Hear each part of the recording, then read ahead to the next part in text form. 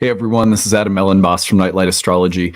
I am back today continuing on a series that I started a long time ago, which I recently continued. I think it was last week. I did another episode in a series on how ayahuasca taught me astrology. In these episodes, I've been focusing on the 10-year arc of my work with ayahuasca shamanism and some of the unique ways that it has shaped me as an astrologer and the way I do astrology and the way I create content for all of you 5 days a week, year round. I've been doing this for a couple of reasons. One, as I'm aging and I'm getting farther away from that chapter of my life, I'm trying to make sure that I remember and record some of the most important and, vivid or exciting experiences that I had, and especially those that shaped me as an astrologer, because so much of who I am now as an astrologer really came from those experiences. They were hugely, deeply inspirational to me.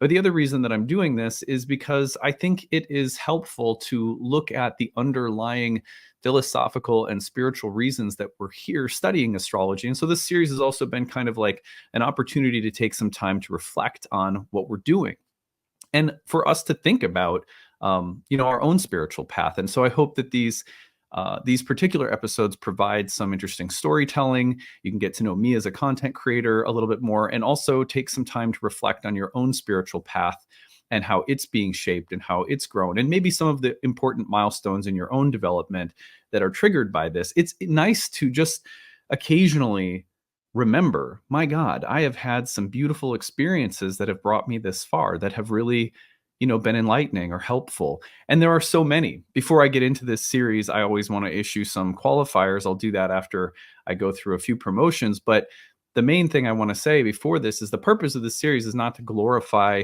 ayahuasca or psychedelics or even my own experiences as much as it is to just share. And this happens to be the path that I took, and these are some of the stories that come from that path.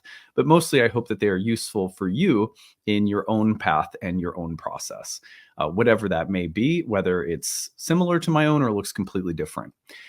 Anyway, before I get into it, don't forget to like and subscribe. We're trying to get to 70,000 subscribers on the channel. We hope we'll get there soon. We have been doing really well, almost doubled our monthly subscriber total. And no, in fact, we've gone over double our monthly subscriber average since we started this push. So thank you. If you haven't yet subscribed, we appreciate it if you do. It helps us grow our business and the channel and the community. You can find transcripts of any of these daily talks on my website, which is nightlightastrology.com.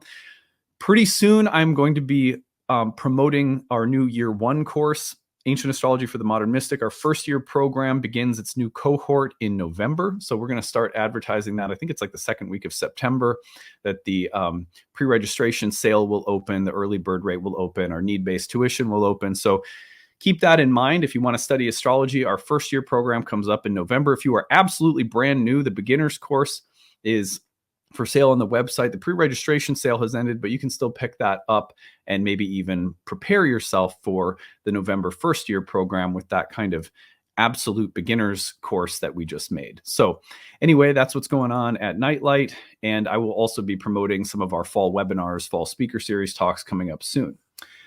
Okay, so in today's episode, I have titled this The Illusion of Essence. And this is a story that comes from another very unique ceremony. See, one of the things that's really hard about remembering ayahuasca ceremonies is that, I had over 100 of them. I remember getting to 100. And then after that, I stopped keeping track. So it's somewhere over 100. That's all I know for sure. But anyway, my experiences were primarily with several different lineages from South America, Peru and Brazil in particular. And the ceremonies really changed my life in my early 20s, helped me overcome a brief period of opiate addiction that I was going through, helped me get sober, helped put me on a path with yoga, meditation, and introduced me to astrology. And that's where it gets really interesting, because in the first, 3 or 4 years of my professional development as an astrologer, I was regularly participating in ceremonies, and those ceremonies became the medium through which I would reflect, refine, and deepen my understanding of archetypes and the astrology that I was doing and studying. So ayahuasca has played a really unique role in my growth and development as a person and as an astrologer. And so I'm trying to capture some of the stories that are most vivid from those experiences that will illustrate important things that I've learned that are at work in the way I produce content. So you can get to know me and where I'm coming from, but also they can be opportunities for us to reflect and grow as astrologers. The spiritual foundations of astrology are thousands of years old and are rooted in the yogic traditions of India, as well as the mystical traditions of Hermeticism, Platonism, the Pythagoreans, the Orphics, and so many other groups that have existed. Almost every religious group in the ancient world at some point or another grafted astrology onto their practices. Buddhists have versions of astrology at work in their tradition, though not necessarily the horoscopic form that we know. We see early Christians, Jews, Muslims. It migrates over into um, the Arabs and Persians that use astrology, and so it just and then it infiltrates Latin Christendom and the Renaissance, and I mean it is just has so many different spiritual traditions have utilized astrology, and so what that means is that there's opportunity for us to explore astrology in relation to a pretty wide variety of spiritual values and practices. And so I don't at all in presenting these stories mean to suggest that there's only one way of thinking about spirituality or only one philosophical conclusion that we should arrive at as astrologers. It's rather to celebrate the different experiences that work really well alongside of astrology and some of those that have shaped me in particular. I also want to remind people that in this series, I am not at all suggesting that you go do psychedelics. Psychedelics are not for everyone. In fact, for some people, if it's not in the right setting, or just some people in general, it's just not going to be the right thing. It's not going to be the right fit. There's not a one size fits all solution. I don't think psychedelics are a cure all. I don't think they're the answer to all the world's problems. For some people, psychedelics in the right setting with safety and respect in a holistic and therapeutic approach, so to speak, will be tremendously beneficial.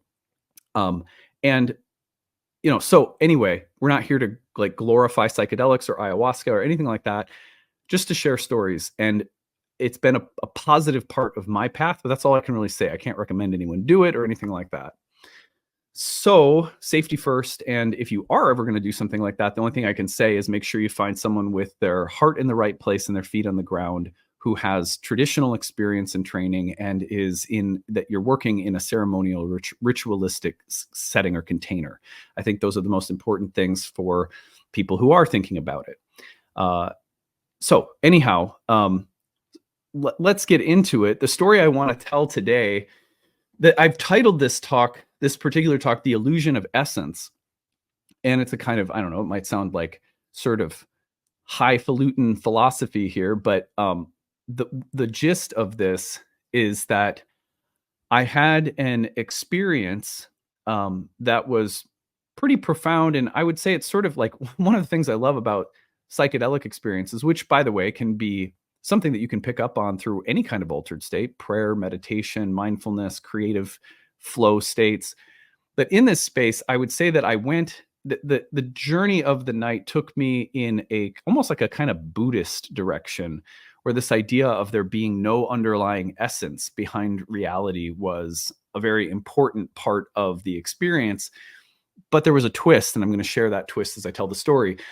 Anyway, I want to talk about this, though, because it is one of the things that I believe, one of the lessons that I see running most parallel to the way that I understand and utilize archetypes in my day-to-day life still today. And it informs the way that I share astrology and teach astrology, work with my clients, and so forth. So anyway, the experience went like this. I'm in a ceremony, and like the last episode that I shared with you guys, where this was not a particularly I said that the last ceremony was like, it was not gut wrenching. I wasn't like really sick, like that. This one was a little bit different in that the experience was more of a physical roller coaster. Okay. So some ayahuasca ceremonies, and this is why it's really not for everyone, are quite scary. And some will include a lot of vomiting or purging. And sometimes purging can take the form of laughter, tears, very uplifting things. And other times it takes the form of like really difficult, kind of painful experiences of fear or anguish or, mental and emotional pain and and release, right? So this wasn't like 100 or 10 out of 10 bad or difficult by any stretch, but it was a difficult night. It was like right in the mid range of like a difficult ayahuasca ceremony, not the worst, definitely not the easiest. So sort of right in the middle. There was a lot of purging, and this the contour of this ceremony, when it came to the purging, which for me was mostly vomiting. Sorry, I know that's kind of gross. But it followed a pattern. And so, and this was not the entirety of the night. Like this particular ceremony was actually quite complex and a lot of things happened, but this was what I would call a substantial passage within psychedelic or ceremonial settings of any kind, whether you're in an altered state or not. There are often passages. For example, in sweat lodge ceremonies, I was with a Native American like a practitioner who led a sweat lodge ceremony in upstate New York one time, and I got to participate. He was a really interesting gentleman, and I don't remember which like tribal background he was from, but he led us through and taught us about this traditional ceremony and led a bunch of people from all different walks of life through this experience. And it was very safe and sacred. But he described every part of the sweat lodge as a kind of passage you go through, and there's different things that are going to come up during each passage. And it was really cool. Like seriously, we went through these doors. Anyway, it was really cool. Psychedelic experiences are similar insofar as there are often passages you go through, and then the rest of the night may be about totally different stuff, but you'll be like, oh yeah, but there was that one passage, that one like segment where it was like a whole drama that unfolded, and a whole story. So that was like this. And in this passage, there was a rhythmic purge that was happening along the same lines, kind of similar to how I told you guys about the story in the last episode, where there was this kind of rhythmic yes, yes, yes. And that was a very tranquil ceremony. This was more like a barf, barf, barf. Sorry, it's so gross. Anyway, so here's how it happened. I started having memories. Every single memory that I had during this passage of the ceremony was tied to a misstep that I had taken, a moment of missing the mark. Did you know that the word sin, in fact, actually means, I think it's the Greek, missing the mark. So it's like it's like you failed.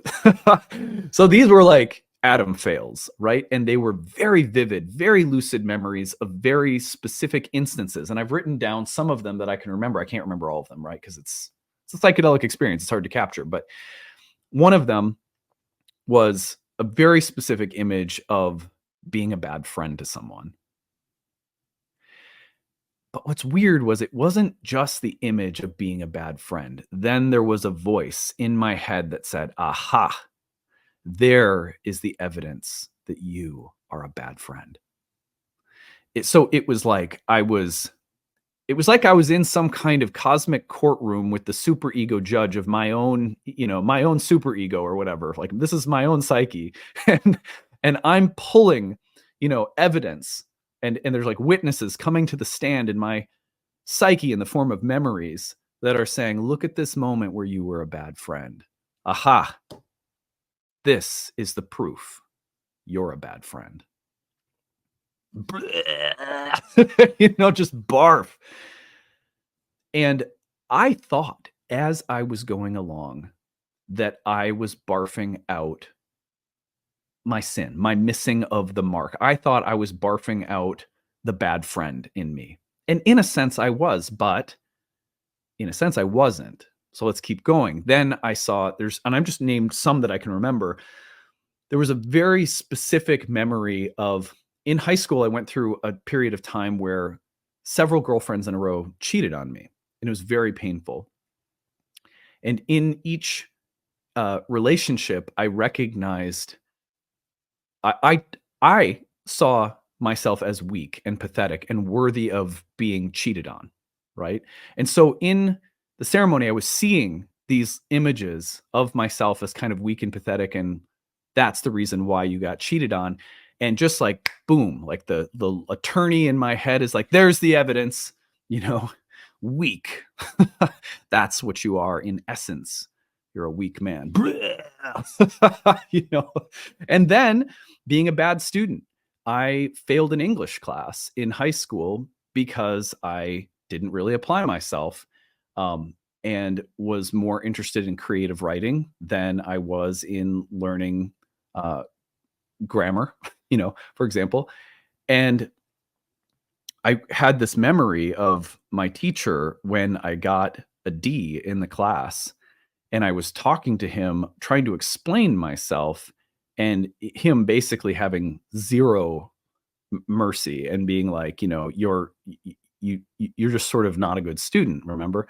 And so I'm like, or I was remembering this, so like, you're not a good student. So I'm like, okay. So I saw these, and then you're a bad student.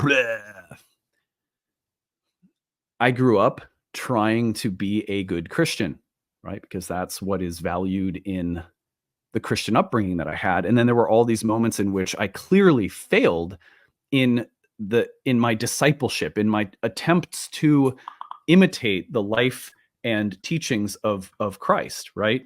There was this sense of like, nope, you suck at this. You're not very Christ-like. Right now, if you're starting to detect all sorts of problems with this, good. That's you should. So you're a bad Christian. And I literally thought, as I was going along, that every time I was puking out these various weaknesses and flaws of character. This is what I thought was happening. I saw sometimes I had very specific memories of telling jokes, and of the jokes like going too far, and of people being like kind of cringing, like, ooh, that one went a little too far. Like that was kind of weird. And there was just these thoughts. And I have a Capricorn moon, right? So I have kind of a dark, cynical, absurdist sense of humor at times. And like sometimes it just goes too far, right? So I was remembering moments like this, and then being like, you have a dark sense of humor. You have a bad, kind of an evil sense of humor. Being a bad son or a bad brother, images of those things. Images of being a bad boyfriend. Images of being a bad writer. I was in graduate school during this particular experience, and like I was in graduate school for creative writing, and I felt like I was a bad writer. Lacking professionalism. I was a graduate teaching assistant, and I was there were like images of how immature and not professional I was. And okay, in each instance, what I saw was the evidence of some misstep, some missing of the mark in my life. And then this voice, you lack professionalism. You're a bad writer. You're a bad boyfriend. You're a bad son or brother. You're someone with a dark sense of humor. It's too dark. You're a bad Christian. You're a bad student. You're a weak man. You're a bad friend. I saw images of myself, struggling with addiction. You're an addict. And I thought, as I was going, that in each instance, I was purging out some essential quality in me that was not good. And finally, when I got to the end of the vomiting, sort of the bottom of the bucket, there was nothing left. Dry heaves, In the space of dry heaving, I was like, there's nothing left. And I started thinking to myself, oh, well, I must have gotten it all out. Like I'm going to be a good person now because I've purged all of these bad things, you know. And instead, I started to just get quiet again. And I think I told you guys about this in the last episode. Yeah, I did. In the last episode, I mentioned that the mantra of yes just brought me to a place where I was just sitting quietly, empty. There was just nothing there. It was just like I was just being. This brought me to a similar place where I got to the bottom. There were no more images. There was no more bad essential qualities to purge. And I was dry heaving. And then I got to the bottom of the dry heaving, and I was like, oh, there's nothing left. And then all of a sudden, this kind of emptiness came over me. And the emptiness was really deeply, the feeling of emptiness was connected to the feeling that there was nothing left to vomit. I know that sounds weird, but there was nothing left to like throw up. And I started having this beautiful understanding. Uh, and the understanding was um, that actually you aren't any of those things. You're not a bad friend. You're not a weak man. You're not a bad student. You're not a bad Christian. You don't have a bad sense of humor. You're not a bad son or brother. You're not a bad boyfriend. You're not a bad writer. You don't, you're not like some kind of person that lacks professionalism. You're not an addict.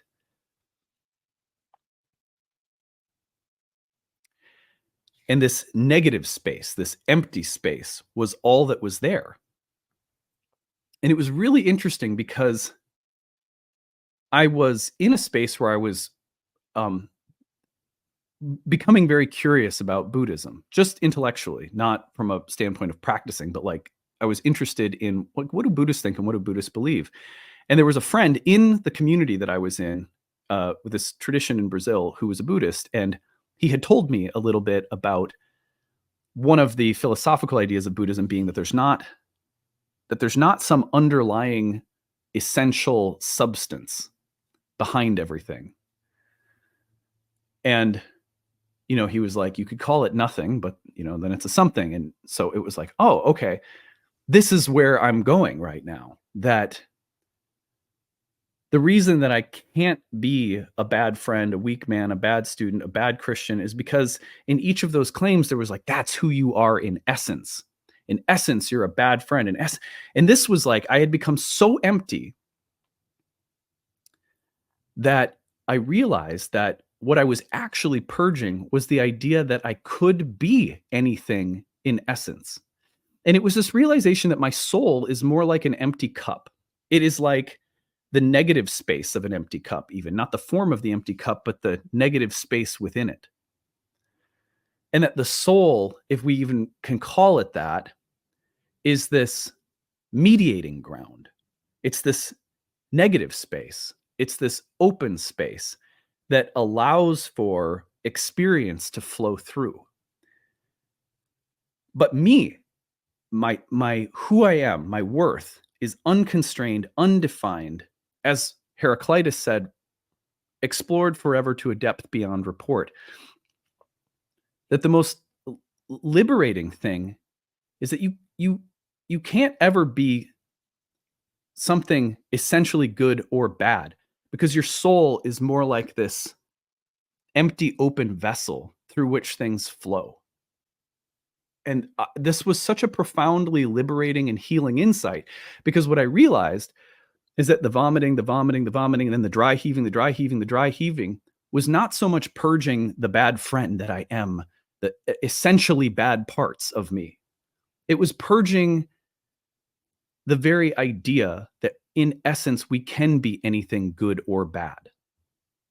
Like I'm purging all of these bad essential qualities so that I can get rid of them and try to focus on building or developing or being these essentially good qualities. And what I realized as I was just in this kind of, I had dry heaved my way to the bottom and was just in this emptiness. And in this emptiness, I realized I can't be anything essentially good or bad, because that's not what the soul is. The soul is this kind of open ground through which all of these different things flow. And none of them are essential insofar as there's no possible way that my soul, which is this mediating space, can ever be anything but an open channel through which all of these things flow. I was like, wow, that was a really, really profound experience for me. Because it taught me that, like, in essence, I am not anything good or bad. I just am. And so what I was really getting to the bottom of was the very idea that I could or should purge out bad essential parts of me. And that if I do enough of that, there will be only good parts of me left, or that like I have to be constantly pruning and weeding out the bad parts and and making sure that only the good parts are there. This just emptied all of that out. Stop thinking of yourself as essentially good or essentially bad. Stop observing your life experiences when you do something good, saying, see, you're essentially a good person. Or see, in this moment of misstep, you are essentially a bad person. This just sort of brought me into this space where it was like, isn't the most freeing and liberating thing in the world that somehow you exist as an eternal being, and yet that eternal being has no essence that can be judged as good or bad, that the ground of being is more like this open space and channel. I for many people, maybe this is like something very simple, but for me, it was super profound. Well, then I got a little scared. I'll tell you, this is the conclusion of the story. I started getting scared because I thought, wait a second. This is like, I'm such a heady person, so I apologize, because many people would have been like, hey, that's a nice place. And maybe there just would have been smooth sailing for the rest of the ceremony for people who aren't as nutty as I am. But I was like, all right, this feels really good. I'm an empty, open space. I am not essentially good or bad. I am an empty, open space. I don't need to have an essence to be. Like, it was, wow, this is, this is pretty cool. And then all of a sudden I started being like, wait, if I'm an empty, open space that is like undefined, unqualified, can't be judged, can't be put into a category, you know, what what am I? Like, what if I don't exist? What if I'm an illusion?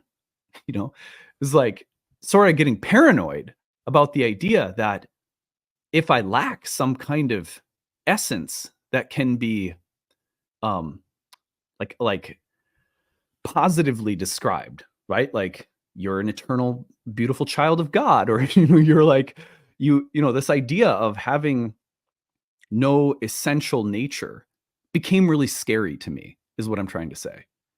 And I started getting very paranoid and scared. And then it was the most interesting thing in the world. So there was this coin that came into my view, and one side of the coin was just, it was golden, but it was empty. There was just nothing on it. Like heads or tails. This would be like tails, I guess, but no images, no nothing, just empty. And then on the other side, when it flipped, it was the sun. It was a gold coin, and the sun was on the other side of it. And then I just heard this voice again, like voice, knowing, I don't know what to call it. It was just an understanding, a knowing, a voice, an instruction, a guidance. And it was like, look, if it helps you, I love this. If it helps you, you can also think of your essence as good, beautiful, true, divine, untouched, perfect, eternal, timeless. So that anytime you start thinking to yourself, oh, look at my behavior, that makes me good, you can simply say, I can't be better or worse than the divine beauty of what I already am. And when you have a misstep, you go, oh, there's the evidence, I'm bad. You can say to yourself, this misstep is not evidence of me being essentially anything than other than what I am, which is a good, beautiful, true, divine, untouched, perfect, unblemished part of the divine. And anytime you tap into these adjectives, it's so that you correct pride or fear, right? Like pride, like I'm something more than I am, virtuous, good, or fear, I'm something less than I am. And you can use these adjectives.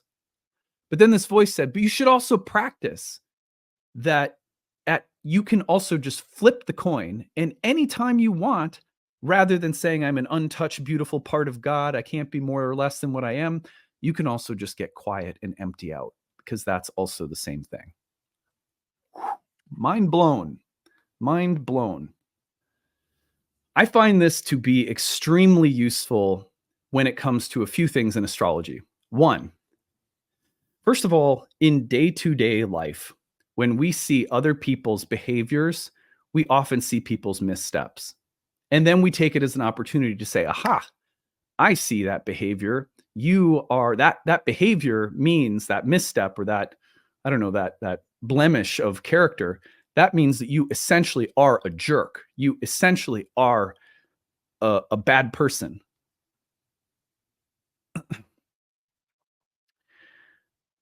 It is now a lot easier for me, though not perfectly easy, right? But it's a lot easier for me since having that experience and bringing this kind of practice into my life. It's easier for me to look at people when they have missteps and say, well, that's not who you are. That's something that happened. That's something that it's an experience that you had. And on one level of reality, there may be responsibility or consequences or whatever. But essentially, I know that you are not your good or bad actions. And so there's a grace and a compassion that can fill my view of other human beings and reality. And then when it comes to the application of archetypes in my everyday life, and I see them playing out in the world around me, it helps me to assume a non judgmental pattern or a non judgmental perception. I mean, it's like, yeah, look at all of these things happening, and the archetypes will reflect some of the most noble, benefic, beautiful, virtuous things that people do. And the same archetypes will reflect the missteps that human beings have, that I have.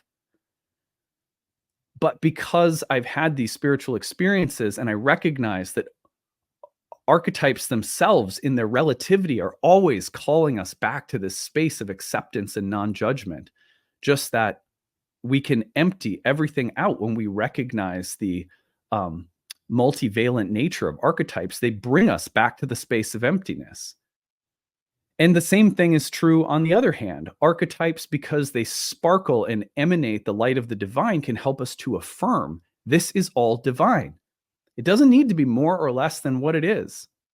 So there's an acceptance and an affirming.